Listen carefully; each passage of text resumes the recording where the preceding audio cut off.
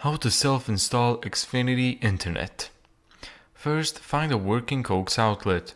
Locate a coaxial wall outlet in your home. A coax outlet looks like a threaded cable TV connection.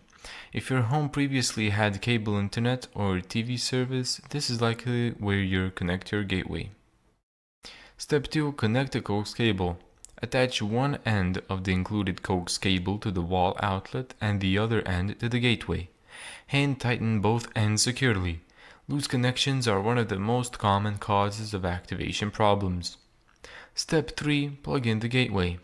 Connect the power adapter and plug the gateway into a wall outlet. The gateway will begin booting automatically.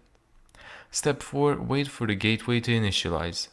Allow the gateway several minutes to connect to the Xfinity network. Wait until the indicator light stops blinking and becomes stable. Initial startup can take several minutes. Step 5. Install the Xfinity app. Download and open the official Xfinity app. Sign in using your Xfinity ID and password. If you don't have one yet, you'll need to create it before activation. Step 6. Activate your gateway. The app should automatically detect your gateway and begin activation. Follow the prompts to verify your account, configure your network, and complete setup. Activation normally takes only a few minutes. Step 7. Create your Wi-Fi network.